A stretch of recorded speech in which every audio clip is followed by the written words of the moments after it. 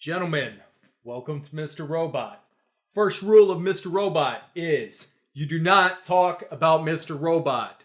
The second rule of Mr. Robot is you do not talk about Mr. Robot. Third rule of Mr. Robot, you don't copy Fight Club. Yeah, I think that's all you really need to say about the season besides, Domo arigato, Mr. Roboto. Domo! Domo! Yes, that is one of my favorite songs ever. I have a t-shirt that's just sticks Domo arigato, Mr. Roboto. Very specifically. Alright, hi, I'm Ren. This is Casey. And this is All Walks of Film, and today we are talking about Season 1 of Mr. Robot. Which you might recall, we did an episode at the beginning of the season for True Detective and Mr. Robot because they came out the same week. That was basically based on the first episode and all the stuff we knew about it First two beforehand. episodes. First two episodes and all the stuff we knew about it beforehand. You know, what were our predictions going into it and how did we feel? And we felt like we were going to hate True Detective, and we did. And then Mr. Robot seemed like it was going to be like, oh wow, this is motherfucking awesome. Like, the first two episodes were mind-blowing. Like, it felt real and dangerous and, like, really hard-hitting and, like, ridiculously expensive. Mm-hmm. And I will say, like, the whole time we were watching, like, True Detective, I was just thinking, thank God there's Mr. Robot to save me from True Detective. So, at the very least, I'm gonna say it's not as bad as True Detective because that's such a low standard. I will say that Mr. Robot was a show that started off really good, and then it kind of fizzled out for the last three episodes. Not the last three episodes. It was episodes 8 and 9. 8 and 9 were really bad, and those came like too close to the end. That was a problem, but we'll get there. So, starting from sort of the beginning, I mean, my initial impressions were, like, this was really good, hard-hitting social commentary. Like, it felt too real, and it felt, like, almost too smart for a normal TV show. Like, a non-Showtime HBO sort of show. Well, it was really relevant, really hard-pressing. Yeah. Really addressing issues that you don't see media addressing because it's a criticism of media, period. Exactly, yeah, and it was so direct. Mm-hmm. It would name names and put it all out there. Yeah, it followed it followed the Rosemary's Baby sense of realism, because if you're not familiar with this, when Roman Polanski directed Rosemary's Baby, he made it a choice to use all real products to add to the realism. So, like, people were eating Wheaties, people were watching TV shows, like, all the product placement. Like, there was a ton of product placement, but it was product placement just to add to the realism. Right. And so it didn't draw attention to itself. Oh, but for me, it really did, but in a good way, because in Mr. Robot, I was just like, how much fucking money did they spend just to call out by name Starbucks, how fucked up Starbucks is, or Facebook, or to shoot in Times Square, or to have, like, talk about cell phone companies and shit like that. You know, I was really impressed by how much money they were willing to throw into that, just to make it more realistic and to make their commentary more relevant. Right. Oh, and they had, like, Twitter, I think, at some point. Yeah. So, starting off, the show had a lot of promise. There was an underlying unreliable narrator, which we'll get later into. Right, but I enjoy it when the narrator's unreliable. Yeah, it's always a pleasant surprise. Like, the piano. She is not a reliable narrator. Her stories contradict each other. And it's so much more interesting when you can't trust your narrator. And it works really well with somebody who's, like, he's kind of mentally fucked up, and he's on drugs, and he's into, like, all this hardcore underground, like, rebellious shit, so he's kind of dangerous. And on top of that, you can't trust him even though he trusts you. Yeah. Super interesting. I thought the interaction with the audience was interesting until I realized that it was kind of like I Am Jax whatsoever in Fight Club. Mm-hmm. Like, the more and more the season progressed, the more and more I drew parallels to Fight Club, and the more I was annoyed by it. The more and more it started screaming, notice that I am Fight Club! Yeah. Let me take this song from Fight Club. Let me take the lighting scheme from Fight Club. Let me take entire storylines from Fight Club. And oh, you know that twist they predicted at the beginning of the season and then wrote off because there's no fucking way it made sense? You were right. And that's the end of the twist. Like, Yeah, what the fuck? I actually went back and listened to my prediction. I was like, didn't I write it off as stupid? We both did, because we were like, oh, well, yeah, but that would be really dumb, and that doesn't make sense for this and this reason. No, they didn't clarify the reasons why it was stupid. They didn't make it make sense. They just went with it like we were still somehow supposed to be surprised. And we live in a post M. Night Shyamalan generation, right? Which means that, like, unless your story is good, a twist isn't gonna fucking save the day. Right, exactly. Like, psychological thrillers are my all-time least favorite genre because the twist is always either one of two things or it's both things. Either it was all in their head and or the main character who seems like a victim is actually the perpetrator. And this show does both. And it gets obnoxious. Yeah, this show does both. But, like, the one time I actually really liked it was Gone Girl, and the reason I liked it was because Spoiler alerts for Gone Girl. Well, I'm not going to say anything specific. I'm just going to say I saw the twist coming within the first 5 minutes. And maybe, like, less than halfway through the movie, they have the twist! And then they get it out of the way and move on with the story to more interesting things. Mr. Robot put the twist in at the end of episode 7 and dwelled on it for 2 whole episodes while you're just sitting there thinking, this shit makes no sense, and it's stupid, and it has nothing to do with the hacker activism shit we've been looking at all season, and it's boring in comparison. And to be fair, in the general scheme of the entire show, it's early on in the show. But if you're watching it like normal people watch TV, which is, you know, watching each episode week by week, if you can predict something at like week a month and a half in advance. Yeah, a month and a half in advance, it gets annoying when they still try to play it off like it's some amazing twist. Oh my god, you didn't see this coming, did you? No, well, they actually. We just thought it was too stupid. To be fair, Sam Ishmael, the creator of Mr. Robot, did say that he understood that the audience knew that. And that is in the last episode that, like, you knew this already, didn't you? And it's like, yeah, but that still doesn't make it smart. No. And here's the reason why this pisses me off a lot. The show really surprised me because I didn't think I would like it because it's all about computer shit. And I don't really care about computer shit. But I do care a lot about activism and, like, you know, really dangerous, rebellious type stuff. But this show seemed so smart to me. Yeah. Like, it was way beyond my level, for sure. Whoever wrote this was way fucking smarter than I was.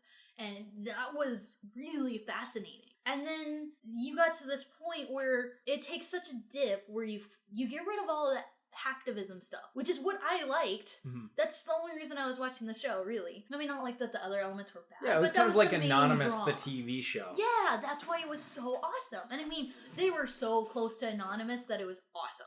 Yeah. But you threw that away for 2 episodes, just off on the sidelines, doing this other storyline that was written so... You had this other storyline that seemed so obvious and not nearly to that same level. It felt way more stupid than it actually was. If this plotline was in another TV show, I wouldn't be nearly as annoyed because I wouldn't have had spent all this time with the writers saying, oh my god, you're so awesome, you blow my mind. It's like when you have like really phenomenal sex and then you have like one really shitty bout and you're like, dude, what the hell? Yeah. This is not what I was expecting. Like, it's not the worst thing in the world to happen. And they threw like 2 stupid plot twists in 2 consecutive episodes. It's like, Elliot makes out with Darlene. He makes out with Darlene, and then she's like, I told you this over and over, you're my brother. No. What happens is, okay, kind of going step by step with what my experience was. He kisses her right after his girlfriend Shayla dies, and he finds her dead body in the trunk, which I saw coming, but I was like, whoa. Anyway. That was a good episode. That was a great episode. So he's hanging out with Darlene, and he leans in to make out with her, and she's like, you did this, and then he's like, we did it together, and he's like all excited and shit. But she says, oh, don't tell me you forgot again. Are you forgetting things again? Who am I? And when she started saying, who am I thought what she meant was like he was so drugged, crazed out of his mind that he thought she was Shayla. And they look very similar. And, you know, he's sad and grieving and whatever. So I was like, okay, that makes sense. So in my head, when she's like over and over again, did you forget again? Who am I? Who am I? Blah, blah, blah. I thought it was going to be like, I know you're not Shayla, you're Darlene. But instead she says, I'm your sister. I was like, what the fuck? And then she was like, and Mr. Robot is your dad. And well, like, they didn't. But then they didn't say that like right away. No, they didn't say it right away. But then in the next episode, at the very beginning, he's like, "Oh my god, I totally forgot. I had this sister that I haven't seen since at least 3rd grade, and she would run away, and we spent all this time in school together. But I completely. He didn't just forget." He didn't just not recognize his adult sister from when he knew her as a child. He forgot he had a sister named Darlene entirely. And he entirely forgot that Mr. Robot looks just like his dad. And somehow in all the times that Darlene and Angela were hanging out in ballet class, neither one of them mentioned to the other ever that, oh hey, by the way, how's your brother doing? Or like there was never a time when Angela went up to what's his face and was Elliot. It was like, oh hey Elliot, by the way, how's Darlene? And he would be like, what were you talking about? And she's like, well, to be fair, Darlene just came into town. Like, no, I know, but you'd think like if Angela is such close buddies with both of them, no, how does it never come up in conversation between Angela and Elliot that, oh well, I'm also friends with Darlene. Hey, how's Darlene doing? Something, whatever. You know, if she's also been childhood friends with Darlene this entire time, like, what the fuck? And also, the fact that Elliot is Mr. Robot puts certain things in the show in context, but it adds some questions. But really my question is, are certain segments of the show just non-existent? Well, because here's the thing. I get... certain scenes make sense to write him off and be like, oh, well, he wasn't, Mr. Robot wasn't real, like the scene where he's really high on drugs and he's like detoxing. Mm-hmm. And he thinks that Mr. Robot's gone, but he's really there. Except for the fact we have seen every single member of their group interacting with Mr. Robot. They have all interacted with him one-on-one, and they have all interacted with him as a group, and they have all interacted with Mr. Robot and Elliot as 2 separate beings in the same space. Yeah, and remember the scene where, like, Elliot was coming down from the drug thing, and Mr. Robot and... That one hacker dude I really like. I like him because he's the most down-to-earth. I don't remember what his name is, though. I don't remember anybody's name except for Darlene. Anyways, in the episode where Elliot was... Detoxing, Mr. Robot... Right before Steel Mountain, which is, I will still say, is the best thing in the whole season. Steel Mountain. Yeah. Steel Mountain was fucked up, and like there was one point where we cut to black, and simply cutting to black was more than I could take. I was just like, no! Fuck you, show! How dare you pause? How dare you take a pause when I am so tense? Yeah. Yeah, but that was an episode that was about hacking, not trying to appeal to the masses. And I will say, I'm sorry, but the lowest common denominator, which is moving away from computers to give people a tangible twist that they can understand. But that at the same time, condescending, that at the same time, like the twist doesn't make sense. Mm-hmm. Like it doesn't. It makes about as much sense as Fight Club. And if you really watch Fight Club doesn't make fucking sense. No, but there's enough good things in the movie that you sort of are like, yeah, this twist doesn't make sense, but like watch it for the experience. But in this particular case, the twist in Fight Club didn't take up 20% of the experience. Right, and like I understand Fight Club's a big influence. I mean, technically it's not Fight Club, it's Project Mayhem, the TV show. Mm-hmm. So it's the part of Fight Club where they go beyond Fight Club and go to this more culty group called Project Mayhem in the film. And if you haven't seen Fight Club, we're going to spoil the shit out of Fight Club. So watch Fight Club before you listen to this, or if you don't mind spoilers, continue listening. So that being said, I don't have faith in the show to convince me that Tyrell isn't also in his head. And for one reason and one reason only. If you rearrange the letters, it's Tyler.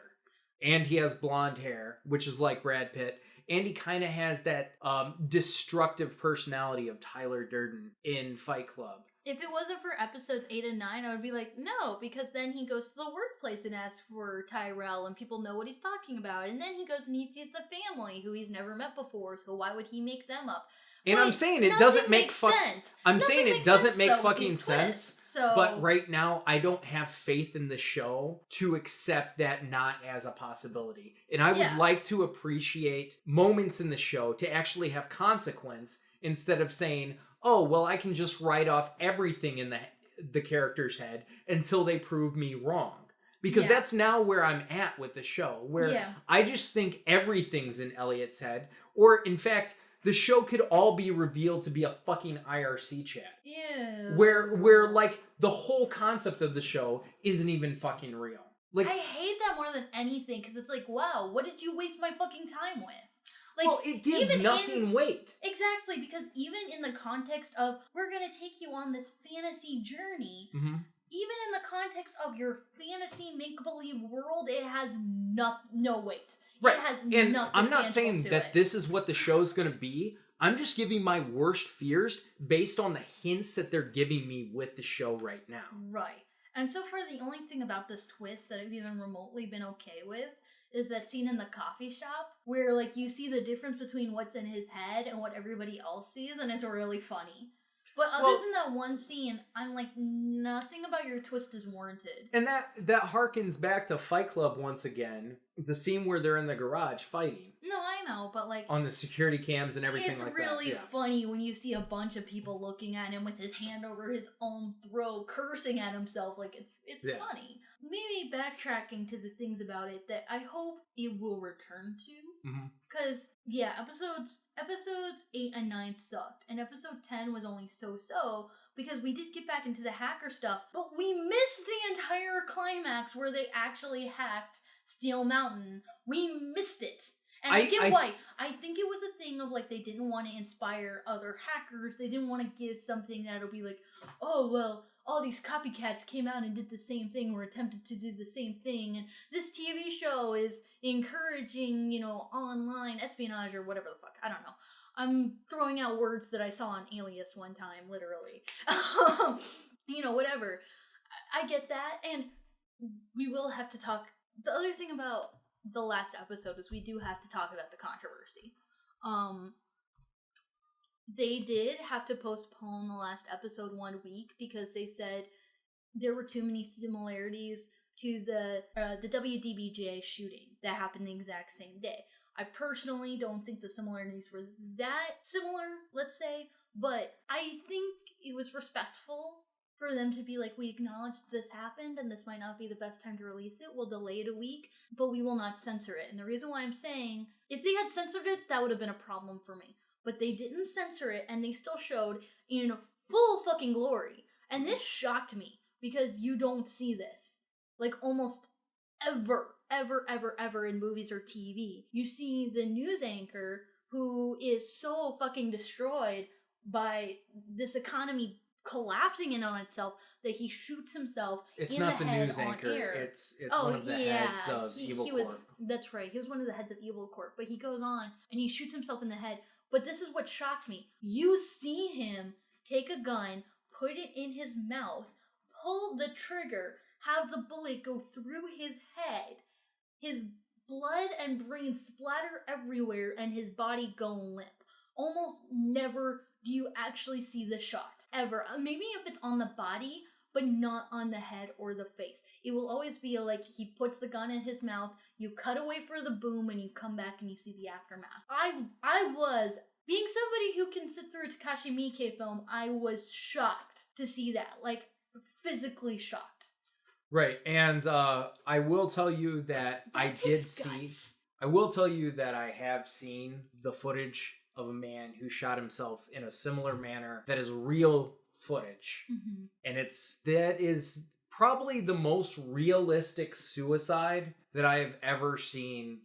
Right, but in a fictional context. But there's a lot of reasons why a lot of times death and suicide are portrayed unrealistically in media. And it's to decrease shock value and to decrease copycatting. And in today's tightly wound censorship of don't have gore, don't have violence, don't have, sexual objectification, make the things PC more culture. and more PC, to have something like that, uncensored, unfiltered, And, like, really, that legitimately shocking to see in your finale, I felt was as gutsy and dangerous as I predicted the show would be during episode 1. Like, I want you to look at the rating of the show for a second. TV-14? TV-14? Whoa! Well, Hannibal is TV-14 as well. What?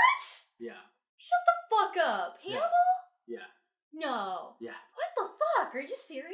Yeah, TV can do a lot more than movies these days. Oh, fuck the MPAA, though. Cause yeah. the MPAA are not sanctioned. They're not qualified in any way. And it's hilarious because, okay, so they can't show certain things in movies, even though there's a ticket holder and there are people blocking you from going into that movie. Mm-hmm. But you can show whatever the fuck you want on TV. Where anybody can turn it on and see it by accident. Exactly. So what the fuck, man? Like, our ratings bureau is so fucked up these days. Sorry, that was a tangent, but I had to get into that. If they would get people in the MPAA who are actually credited and not just concerned citizens who see something and are just like, well, that doesn't seem appropriate for my 2-year-old to see, therefore it shouldn't be in this adult comedy. You know, stupid bullshit like that, like the fucking Oscars, like, whatever. Rating system is bullshit. The MPAA, who thought for the longest fucking time anything that was animated should be rated G. Because think about that for a second. That is fucked. There is a shit ton of stuff that's animated that should never be consumed by 3-year-olds who check something out from the library. Anyways, that shooting scene, though, that felt like what I expected the show to be in episode 1. That felt like way more than I expected. So I have to give them a lot of props for the last episode for actually having the economy collapse. That was a big fucking deal. For going through with the Black Mountain hacking, that was a big fucking deal. For having the shooting, which was mind-blowing. And I don't really know where they're gonna go after this, since they've already, like, done Steel Mountain. But there was a lot of payoff in that last episode, despite the continuation of all the stupid bullshit from episodes 8 and 9. That I didn't care for. Like, at least there was a good mix, so I was still very interested. Well, they're still going to expand on White Rose, because apparently White Rose is working for Evil Corp. Since it became like this whole thing about Darlene's drama with her ex, I have not been that interested in anything about White Rose, even though that one person that Elliot saw was super interesting. I will say, and that's the guy that was... that last shot at the end of the last episode. Who, given the context that we had earlier, we thought that person was trans. You thought that person was trans. I thought, I did think the person was trans, and I thought that was, like, a really cool depiction of a trans person. Mm-hmm. But actually, and a lot of hackers are trans. That does seem to be a community that is, like, inviting for people of the non-gender binary. Hacking does seem to be a community that accepts people more than other communities. That being said, I thought it was really cool.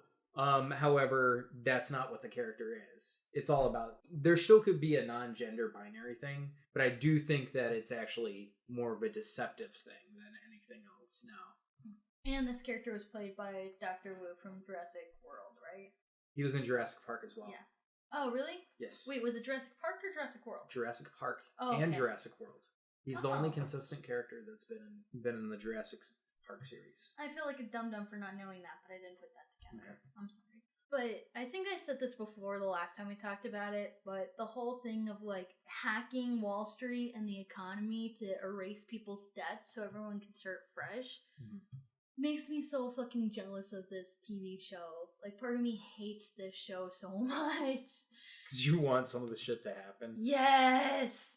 I've always been very politically motivated and really engaged in modern politics, but also historical politics. Mm-hmm. And I've done a lot of research about various forms of, overthrowing, and I've actually done a lot of research about the origins of Marxism, which Marxism and communism, which obviously, it's great in theory and it doesn't work on paper. Well, yeah, that's basically every system, and I'm not saying I'm a communist, because, there's a fuck ton of problems with that. But, when you think very idealistically about capitalism being thrown by communism, where everything is equal and we're all put on the same platform, and if you like that idea as a concept and not necessarily something that could work in reality, this whole storyline of, we're gonna overthrow Wall Street after we fucking bailed them out. Why the fuck did the government have to bail out these big banks, but we can't help the normal everyday people who have so much fucking debt so they can go to school and so they can have a job and so they can get a house and they can raise a family. You know, the American dream that's unattainable in today's economy. To just wipe that clean and have everybody start from, like, fresh from zero. Like, that's a beautiful concept that I'm not sure, like, I would want that to happen in reality because that could be insanely fucked up. Yeah. But it's kind of a cool fantasy to see on a TV show. So that being said, I do want to move into some of the different characters in the show. Moving away from... Okay, so starting with Elliot. I love how freaky he looks. I love it. He looks like a real person, first and foremost, but he kind of looks like the demon entryway in Freak Show. But I think it's really attractive that he looks like a real person. I find plastic very unattractive. So I think he's really cute. Like, he has like this really hoarse voice, and he has like really bizarre features, but I think it's adorable. I will say fangirling out of the way now. Most of the people in the show look more like normal people than... Angela is probably the most, like, modelish out of all of them, and even she doesn't Tyrell's look wife. Like... Oh, Tyrell's wife is a model. Tyrell is a fucking model. But, I mean, like... Yeah. The lower class, quote-unquote, proletariat characters are all very realistic. And they might not be fucking real, either. Well, exactly. But also, you know, he's part of the elites, you know. Once you're rich enough, you know, you can make yourself look as beautiful as you want, basically, if you have enough money. I mean, we saw that with Caitlyn Jenner. And mind you, the stuff that I say about Tyrell, I'm not saying that's where the show is going. And I'm not saying that, like, I want that to be or that I predict it to be. I'm just saying, given the clues that the show gives me, I don't have faith that it's not going to do that. Right, even though it makes no fucking sense at this point. It's like, well, if you're gonna do it anyway, then why should I even the part where he woke up in Tyrell's van was the part where it's like, oh, well, Tyrell might be in his head, and Tyrell's disappeared. Right. No, it doesn't make any fucking sense because this, and this, but I don't have faith in the show not to do that. But going back to Elliot as a character, I really liked him because I liked him very much originally because he seemed to have a more realistic personality than what I'm really used to getting in TV shows. But as the plot became more and more convoluted, so did his own character. Especially since we're starting to say, like, oh, well, this person is him too, and this person is him too. But he, as a person, became less and less interesting, which was a shame. I actually wouldn't mind if they made another character the main star in the next season. At this point, yeah. Yeah, because right now, until you fix your little plot twists, it makes me lose faith because this is the kind of shit you see in movies. Well, TV usually tends to be smarter because audiences for television oftentimes are smarter than film audiences. As somebody who wants to make film in the future, that depresses the fuck out of me, but it is the truth. Like, people who talk about TV shows, they're so passionate about it. I wish more people could talk about films that way, but the truth of the matter is... And yet TV. You and I spend all our time talking about Gamergate and politics instead of films and TV shows too. Yeah. We're working on it. We have some shit in the works right now. It's just... working students. We're working students. We're working students doing an amateur podcast, which isn't an excuse to not become better all the time. But you kind of have to, you know, if you like us right now, please just sort of bear with us until, like, while we work on getting better, I would say. Yeah, there's still a lot of improvement that we need to do. Yeah. But, you know, just a working student amateur podcast filmmakers. It's a lot to juggle. And that being said, for the most part, I edit visually and audio. I do all the editing, video and audio. Yeah, we've started collaborating though, which I think is a good thing. But I think 100% of the time, like 99.5% of the time of every video we've had so far, it's been 100% you. If we're not pumping these out as fast, just understand that these videos take time. Right. And obviously this isn't a video, but... Yeah, like, keep in mind, like, a lot of our stuff is long, but it's because, you know, we're podcasters using YouTube.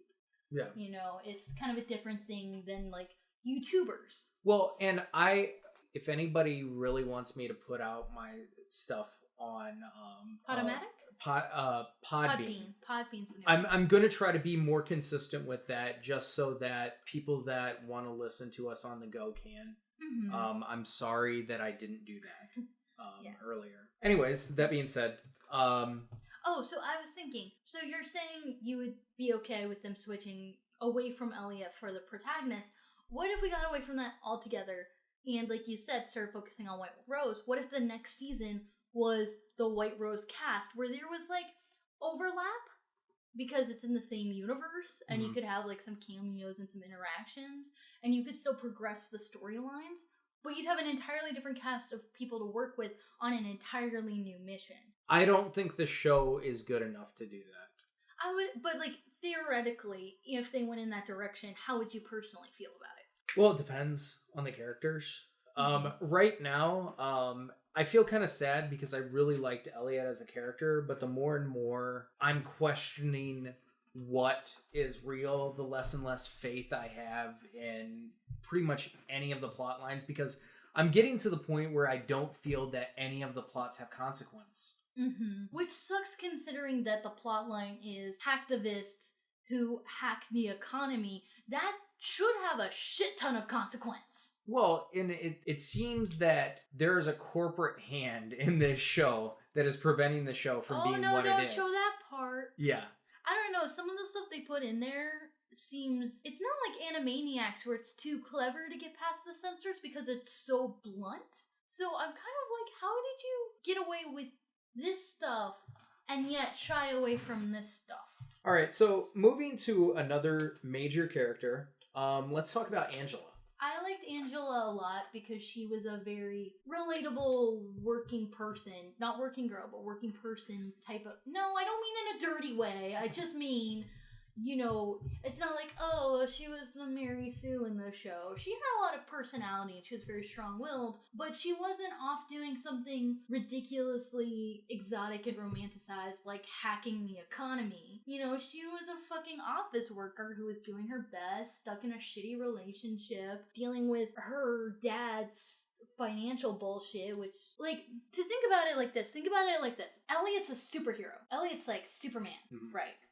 You know, he's like one of the superheroes, and he's with his whole, you know, Justice League team, and they're off fucking saving the world to help all the little guys who aren't doing anything. Angela is one of those little guys who's doing their best and deserves to be saved, even though she's not, like, fashionable about running off and saving the world. You know, she's she's Lois Lane? Sort of? No, I mean, yes, ish, yeah, because, like, she's working as best as she knows how in a different way. She's not fucking... Lex Luthor? Yeah. Well, sort of. But holy like, shit. But she's not saying like, fuck you to the system, we're gonna fuck this shit up, you know, kick out the jam sort of shit. But, you know, she's not all rage against the machine. She's just working as best as she can with her lot in life, but the system is fucking her over. And life is fucking her over. And I think that's what most people who are in the working class really feel like. And she happens to be a girl, but I don't think it plays that much of a part in her character, besides the fact that she's cool. There's that one scene. Her being a female is a hindrance to her, just because she's taken less seriously. And I think that's interesting that the show goes there. Yeah, but it's not like over the top rage, we're doing this for the sake of modern feminism, look at this poor girl struggling while she makes 77 cents to every dollar that Elliot makes, or whatever the fuck. Yeah, I mean, you know, when she talked to the head of Evil Corps, he said, like, suck my dick. Well, no, he said, suck my balls. Suck my balls. Yeah. You know, women do deal with that shit. I've had to deal with that shit in my life. And it fucking sucks. It's bullshit. Yeah. But at the same time, we can't be like, oh, well, we're oppressed, so therefore help us. No, you have to work harder. And that's what she's like. She's like, no, fuck you, I won't work for you. Yeah. You know, she maintains her integrity and wins his respect. Yeah, and I mean, demands to be respected. If you're a handsome straight man working with a rather imposing gay man as a boss, there might be some sexual harassment there too. I've experienced that as well. Mm-hmm. So, I mean, you know, it can go both ways. No pertaining to the gay boss in this. No, series. not You're talking about separately. No, I'm talking about my own personal experience. Well, I know, it was just funny that you brought that up when, like, the boss is gay. Because we talked about that scene before, too, how fantastic it was that this guy's like, by the way, I'm gay. And nobody like, fucking cares! No, but even he was like, yeah, I don't think it's important, but my partner thinks that I'm not out enough, whatever the fuck that means, so I'm trying to be more out, but nobody cares, because why should they care? Because we're very fortunate. We live in a society where if you live in a heavily metropolitan area and you're gay, you can be in a position of power. You will generally be accepted. If you live like in a very heavily metropolitan area like Chicago or New York or LA. If you live in like podunk areas, that's like the only place where you're like really, really oppressed. That's true. Like that's a totally different situation. But if you live in any major city, you will be accepted. If maybe not by everyone, you will find a community that accepts you. Yeah. You will find something out there.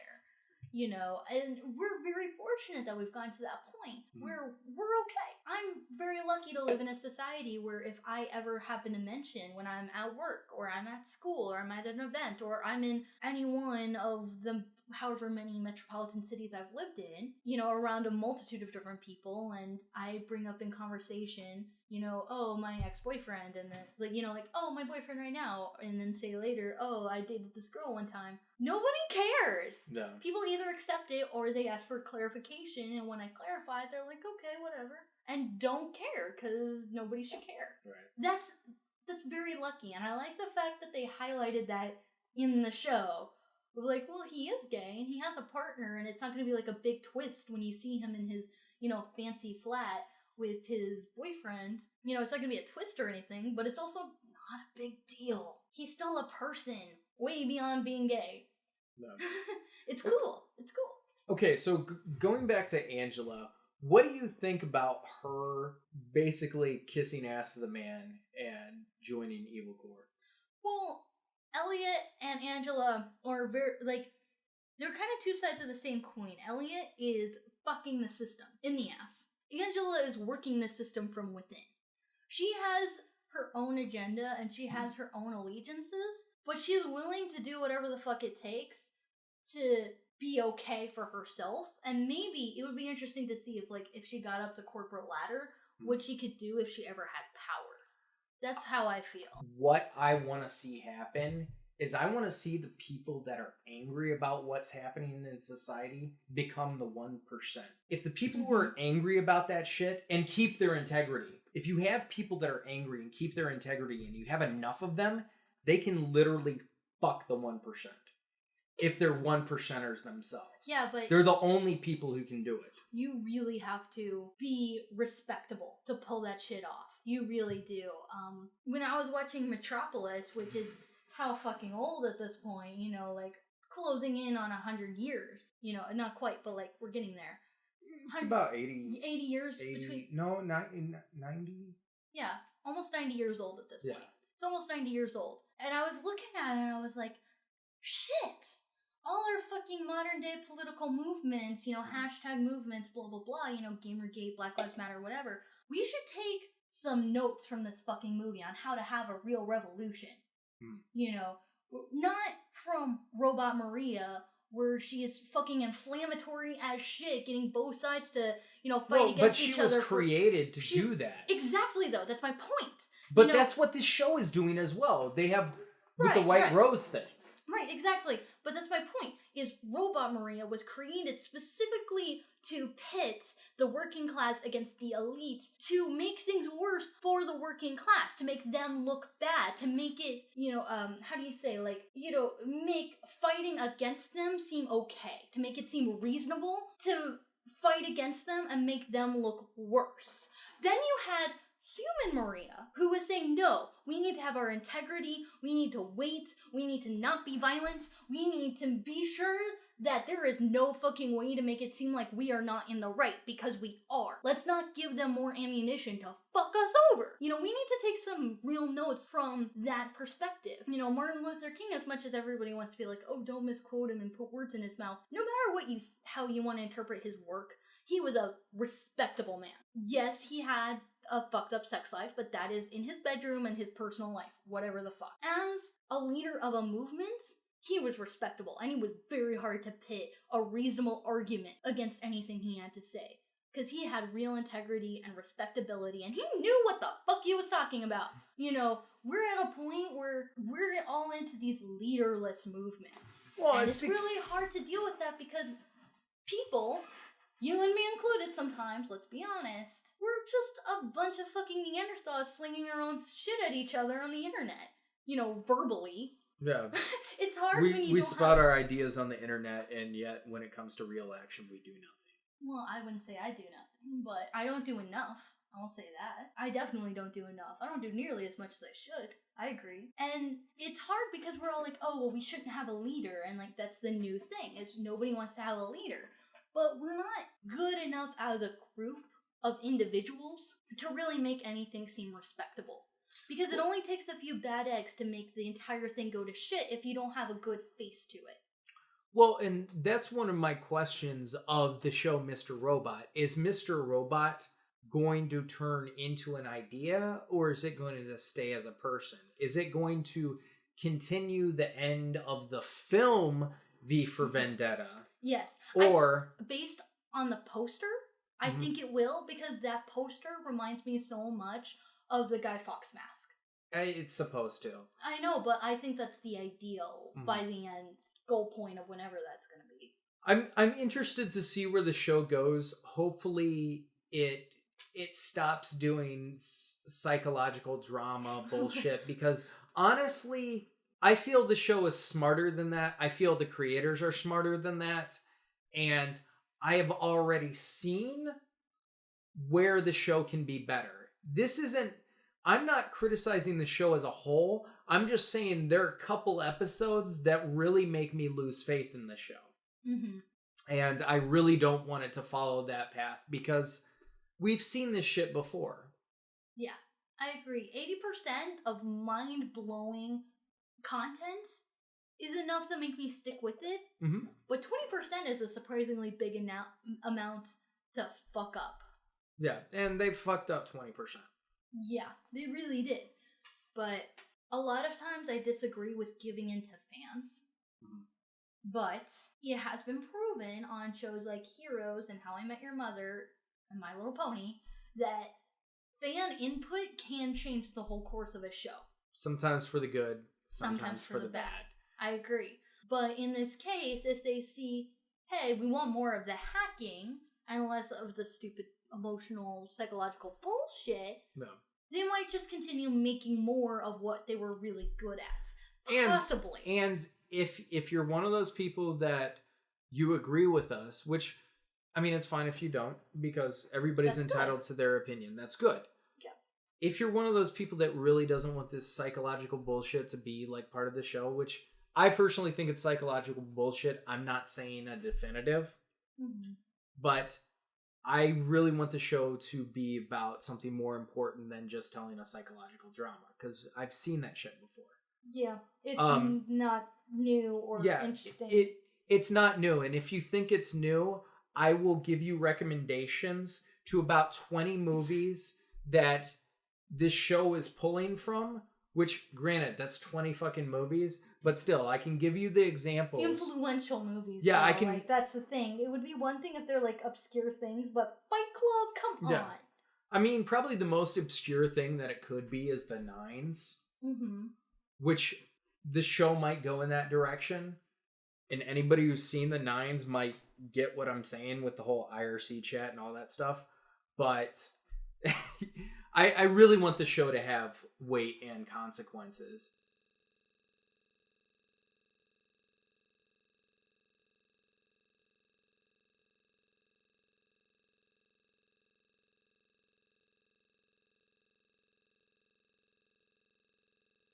The more and more you escape from reality, the less I care about what happens, because it hurts a rewatch. You know, because like these twists might be cool. Rewatch that shit. Like if you like this twist now, I dare you to rewatch the season a couple times. And if you still like it, that's fine. But I'll give you a couple movie recommendations that might change your mind on that. So moving on, let's talk about probably one of the most interesting characters of the show right now, unless he's a figment of Elliot's imagination, which is Tyrell. Tyrell is only that interesting in conjunction with his wife. Really, they're two sides of the same coin.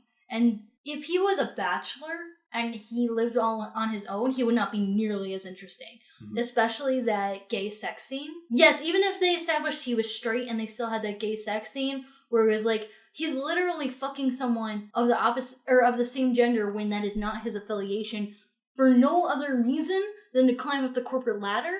It still would not have nearly as much impact if we didn't know he had a pregnant wife at home who told him he should. Yeah, and that's one of the things I thought was really interesting about the show, because we see in tons of entertainment about women using their bodies to manipulate men. First time I've seen a man do it. Exactly. And we've seen women. Man. We've seen women do it with other women too. You know, that's a thing too. But like passion.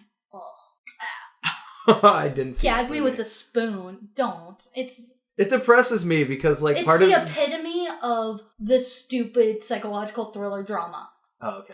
It's like every bad cliche of a psychological thriller put into one movie, including having a lesbian make out sex scene for literally no reason than to just have it.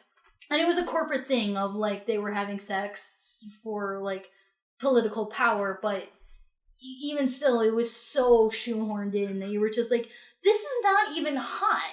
Fuck you. So the director could go home and have research material? Yeah. That's exactly what it felt like. Oh no, honey, this is in my new film. This is for my new film. Ah, shit, now I have to read a lesbian sex scene. And well, it's a psychological thriller. If I put it in there with no explanation, no one will think anything better. Fuck that movie. That being said, I'll let you in on a little bit of what I'm doing for school, which I most likely will not be able to show on All Walks of Film. But if you're interested in seeing some of his work, Torn is on there, and I highly recommend that you watch it because from my extremely biased standpoint, you know, full disclosure, it's a really good short film, especially for a first film. Yeah, it's the very first thing I did, and I wrote, storyboarded, directed, edited, and produced. Yeah. Cast, and... He didn't star in it, though. Well, that would be insane. You could be a Tommy Wiseau, like, super narcissist, though. I think narcissistic directors usually fall after, like, 5 years, even if they're good. Yeah. Anyways, moving on. So, I am working on a scene with lesbians for class. You were assigned that. No, I got to choose out of a handful of screenplays, and I chose... Yeah, but, like, it's not something you wrote. But most directors don't write their own stuff. That's very true. So, going back to the show. Tyrell. And his wife. So, one oh my crazy... God. Can I say something about the wife, though? Mm-hmm. The fork. Oh my God. Oh my God, the fork. Oh my God. Like another scene in the finale that was just like, holy shit. And there are no more words. Much more profound than I can actually put into words about who she is as a character. Because if I put it into words, my insides will be all over the floor. I think it's hilarious though when Tyrell was freaking out. She just looked bored the whole time. She's just like eating stuff like Yeah. They had like the most boring S&M sex I've ever seen put on screen. Even in 50 Shades of Grey. And that's hard to beat. Oh, I got smacked in the ass 6 times and I'm crying and that's the movie. Spoiler alert. Sorry. Whatever.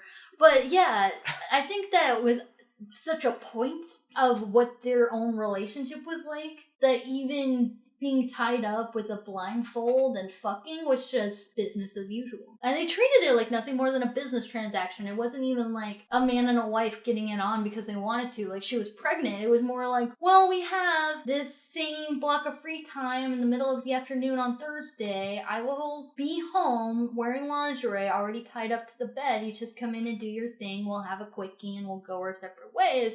Because if we don't fuck, we both know our relationship will fall apart. All right, so her name's Joanna. Okay, so that makes sense because I wanted to call her Jolie. She reminds me a lot of Angelina Jolie. Okay, so that being said, I heard a crazy theory online that kind of makes a lot of sense, but adds to the stupidity part. Mm-hmm. There was a theory. Is she Tyrell? Well, no. There was a theory that she was actually Angela. And that Mr. Robot / Elliot was in Tyrell's head. And that whole like marriage scene in his little pipe dream, you know, when he was married to Angela, was actually him married to Joanna. Like I said, we both think it's stupid. Gag me with a spoon. But I'm not writing it off. Okay. Please, show. Do not do this. I like my theory better, that Joanna is Tyrell. Okay. Well, I'm just saying that, like, I'm throwing stupid ideas out there that I legitimately think are stupid. Well, like, what does Joanna do? She's only there to, like, push Tyrell forward, but, like, what does she actually do on her own besides the fork? What about the scene? What about the scene where she had with Elliot, where there was obviously a color correction going on, which I was trying to figure out what that was about. That was interesting. But, like, aside from the relationship with Elliot, which would make no sense in this, reimagine every scene with Tyrell, but with Joanna instead. What if Tyrell is her, like, hard shell exterior that she has as a working woman? That's more interesting than the Mr. Robot Elliot. Yeah, right? That's what I'm saying. But it also makes certain scenes... It makes certain scenes more extreme and it makes certain scenes less extreme. Like I think the scene bathroom scene, which was my least favorite scene in the entire season, by the way. The fucking bathroom scene. I hate that scene. But imagine if it was a woman. That's really interesting. The sex thing also sort of makes sense if it's a woman. Just saying, because like what we were talking about earlier. Yeah, you could do pegging. Yeah, that's a thing. Like, watch Broad City. Pegging is a thing. But look it up on Urban Dictionary if you don't know what that is. Or go on YouTube and do Broad City pegging, because that shit's hilarious. Okay. But if you look it up on YouTube, you probably won't find it. I don't know. Imagine if it's her exterior being a career woman, and a pregnant career woman at that. Interesting. That would be a much more interesting twist than the Mr. Robot twist, which, if you didn't see that coming, I'm jealous of you. Because you had that pre-ruining your entire viewing experience, and then when it came true, you were like, motherfucker! Yeah, and people kept on saying that, like, I went on Reddit and stuff like that. I didn't go on Reddit until the season was done, because I didn't want shit spoiled for me. Uh-huh. But when I went on Reddit, I was like, holy shit, like, yeah, I guess this shit is that predictable. Yeah, and obvious, even though a lot of it doesn't make fucking sense. And if it makes sense, and you have a theory of why it makes sense, please write in the comments below. I would love to hear your theory on why Elliot as Mr. Robot makes sense in scenes that it shouldn't. Even that scene on the dock, where they specifically show you what it looks like in real life, and you're still like, but what the fuck? No, because they had the scene with a fight, so that one's fine. Yeah, that one's not that bad, but I'm still just like, that looks stupid. It's not that interesting, you guys. Well, and then he apparently lunged himself out of a window. Yeah, right? With the fight scene. Yeah, so exactly. You know, like, it's just... It's like the scene in Fight Club where Ed Norton is getting dragged by Brad Pitt, and then they show the video footage, and it doesn't even make any fucking sense because he's getting dragged by nothing. Yeah, exactly. It's not that interesting, is my problem. It's not the fact that it's stupid, it's that I'm not entertained by it. Yes, I'm gonna be that selfish asshole and be like, this show is not entertaining me right now. Fuck this show.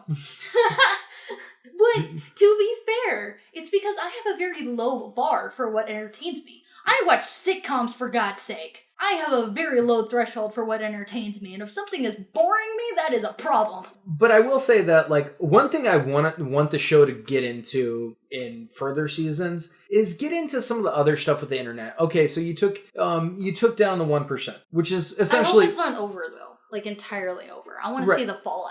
I want to see them take down pedophile rings as well, because they did show that... in the first episode. Anorexia chat rooms. Because that's a big thing, is people who go on, like, anorexia forums and help persuade underage girls to keep being anorexic or bulimic or whatever the fuck their eating disorder is. I don't even know what the fuck you're talking about. Oh my god, it's like a whole thing of, like, there's internet chat rooms to help people with eating disorders.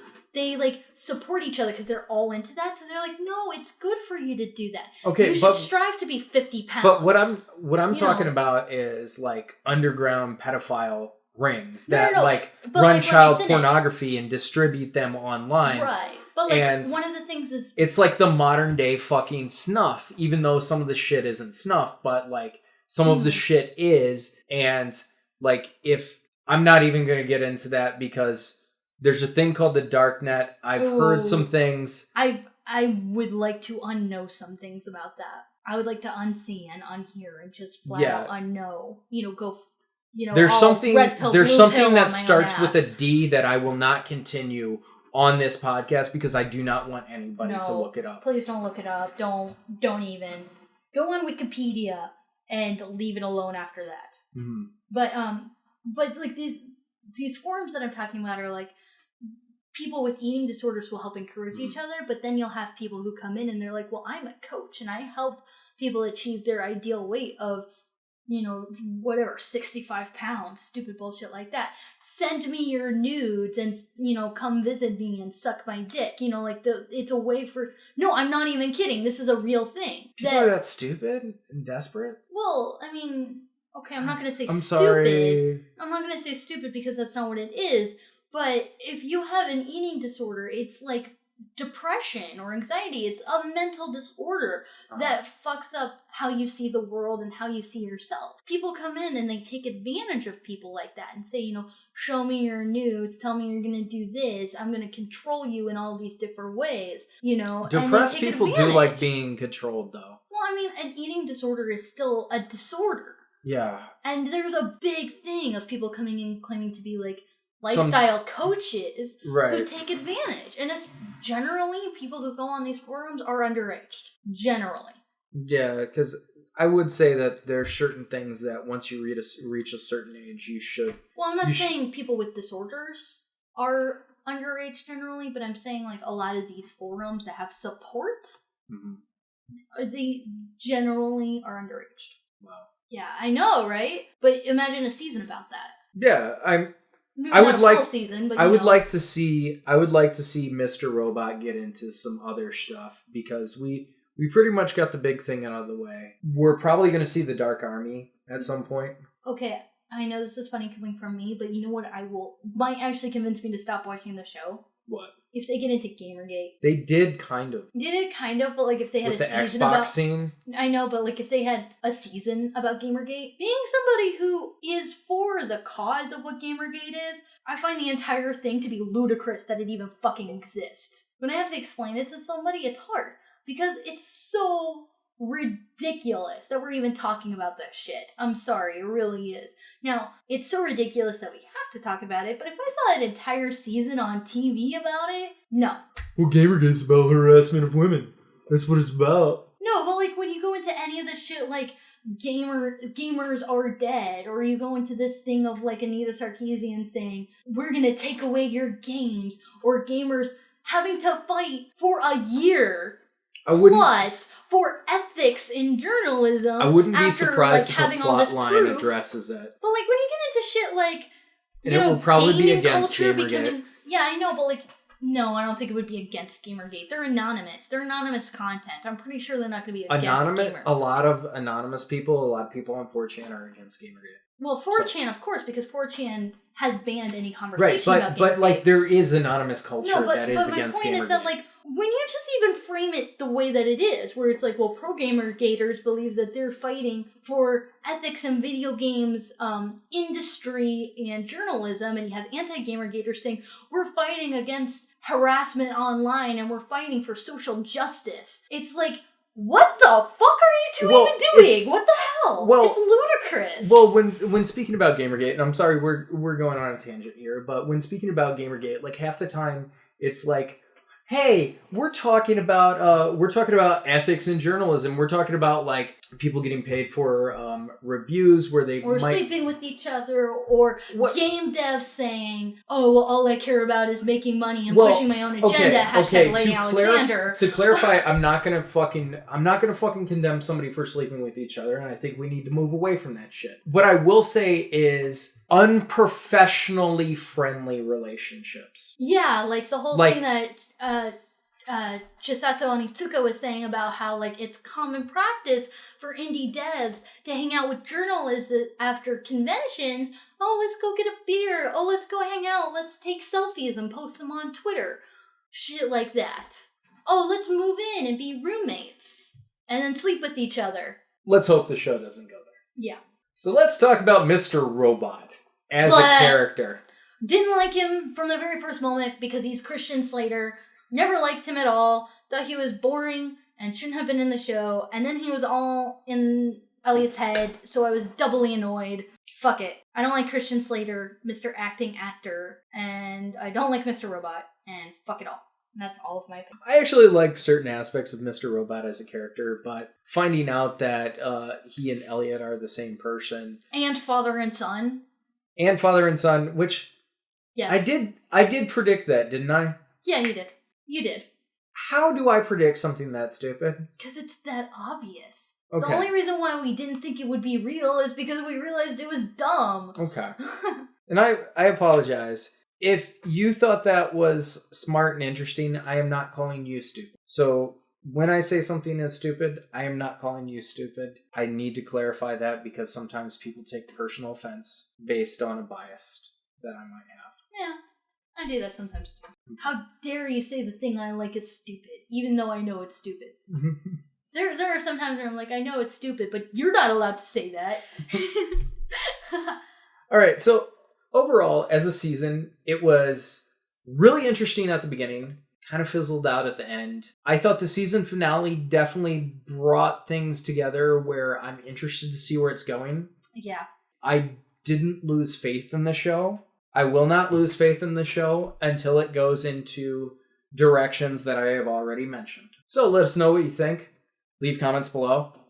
Email us at allwalksofilm@gmail.com. And by the way, fun contest time.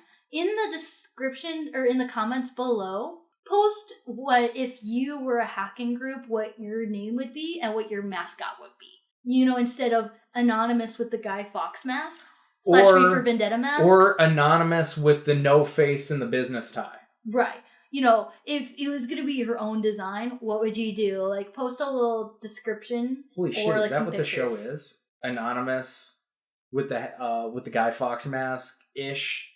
Yes, that's And exactly what it is! And then the faceless thing with the tie? Yeah. Yes, that's exactly what it is. Okay. Tyler is the faceless man with the tie. Yeah. And Mr. Robot is the Guy The Fawkes Mr. mask. Monopoly Guy Fawkes mask. Yes. Is that his name in the thing? Is it Mr. Monopoly? It's supposed to be, though. Okay. Because the 1% have the monopoly on the economy. Yeah.